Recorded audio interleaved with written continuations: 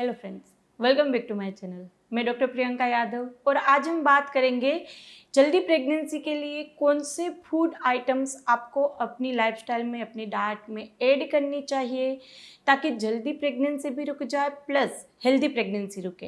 देखो, आपकी healthy pregnancy का जो डिपेंडेंस है, हेल्दी प्रेगनेंसी कैसे होगी, हेल्दी और जल्दी प्रेगनेंसी, तो वो आपकी बॉडी के ऊपर डिपेंड करता है, आपके एग क्वालिटी और स्पर्म क्वालिटी के ऊपर आप डिपेंड करता है। अब आप चाहते हैं आपकी एग क्वालिटी अच्छी हो, स्पर्म क्वालिटी अच्छी हो, तो डाइट तो अच्छा रखना ही पड़ेगा। वो बोलते हैं ना, जैसा हम खाते हैं वैसे हम बन जाते हैं। तो आपकी एग क्वालिटी के लिए और स्पर्म क्वालिटी के लिए कुछ चीज़ें आपको डाइट में ऐड करनी है। हम ये नहीं बोल रहे कि पूरा का पूरा सब कुछ बदल ही दो, आप आज जो खा रहे हो उसको सब बंद करके बिल्कुल एक नया डाइट प्लान ले लो, ऐसा नहीं है। लेकिन कुछ स्पेसिफिक चीज़ें ऐड करना ज़रूरी है, जैसे कि प्रोटीन आपको लेना ज़रूरी रहता है, क्योंकि प्रोटीन हर एक सेल को हेल्दी रखने के लिए, नए सेल फॉर्मेशन के लिए ज़रूरी है। अब अंडा और स्पर्म भी एक तरह का सेल ही है। आईवीएफ में जाते हैं, बोलते हैं कि अंडा बिल्कुल अच्छा नहीं बना है, क्वालिटी का अच्छा नहीं है, हम उसको वहाँ पे इम्प्लांट नहीं कर पाएंगे, ऐसे ही वो वहाँ पे फैल जाती है साइकिल। या फिर प्रेगनेंसी रुकती है लेकिन फिर वहाँ पे पीरियड आ जाता है, केमिकल प्रेगनेंसी होती है, कभी कभी मिस्ड अबॉर्शन हो जाता है, तो वहाँ पे हस्बैंड के स्पर्म भी उतने ही इम्पोर्टेंट रहते, ज़्यादा रहते हैं। कहीं भी आप देखेंगे प्रेगनेंसी में, तो वहाँ पर बच्चा कैसा बनेगा उसका मेन जो डिपेंडेंस है वो फादर के सेल के ऊपर है, उसके जीनेटिक्स के ऊपर है। तो स्पर्म की क्वालिटी भी उतनी इम्पोर्टेंट है। तो यहाँ पर जो प्रोटीन है वो आपको डेली इंटेक करना। अभी बोलते हैं कि मैं तो दाल डेली पीता हूँ तो मुझे ज़रूरत नहीं है, लेकिन दाल में आएगा कितना प्रोटीन एक बार देखिए। जनरली प्रोटीन कितना लेना चाहिए, आपका जो वजन रहता है उसके आसपास का रहना चाहिए। जैसे 60 है तो 60 ग्राम तक प्रोटीन आपको लेना चाहिए।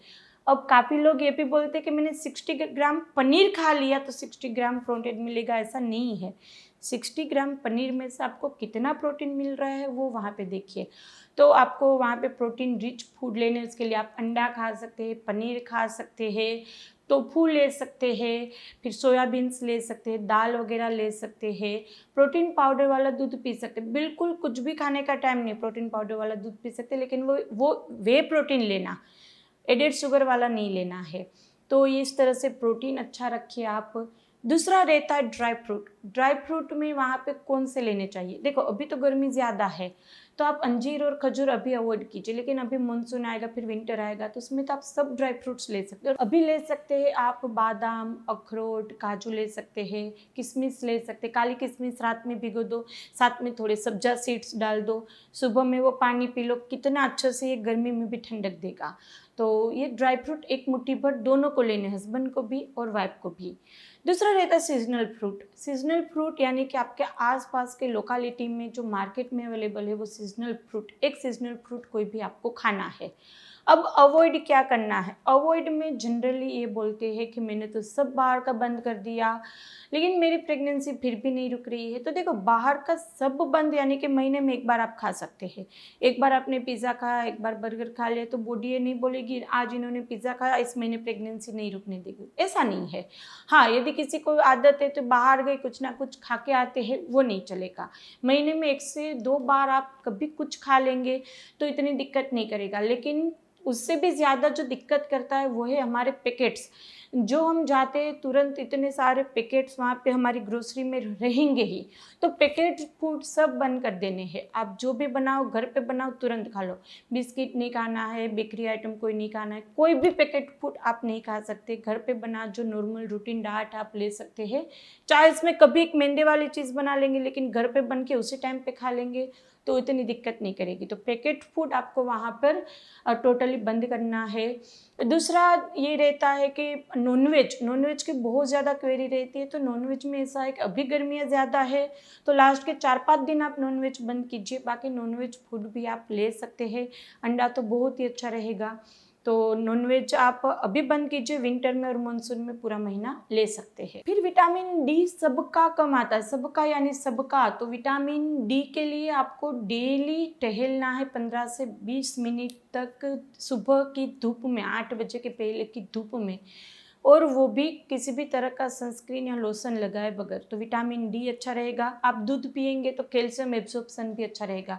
तो कैल्शियम और विटामिन डी भी उतना ही ज़रूरी है।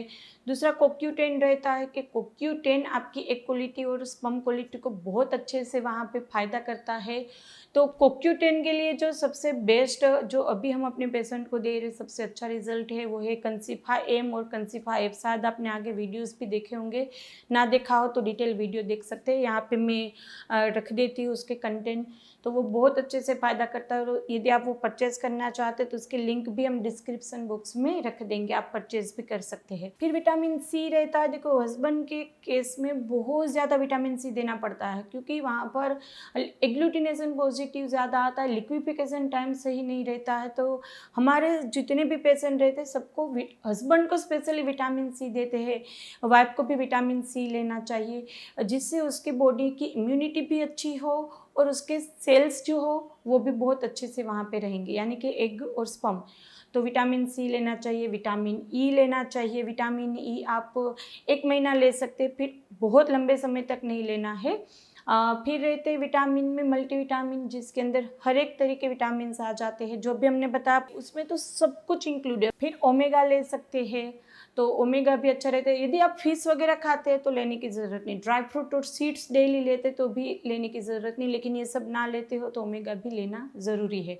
तो आगे हमने जो बताई उसमें हर ये अभी जितने बताए हर एक तरीके से सब मिल जाएगा। उसमें एंटीऑक्सीडेंट भी है, उसके अंदर विटामिन सी ही ई है, ए है, मल्टीविटामिन है, CoQ10 है। तो जनरली हर एक तरीके का कॉम्बिनेशन सिर्फ एक ही टेबलेट में मिलेगा, तो अलग अलग सब टेबलेट नहीं लेनी पड़ेगी।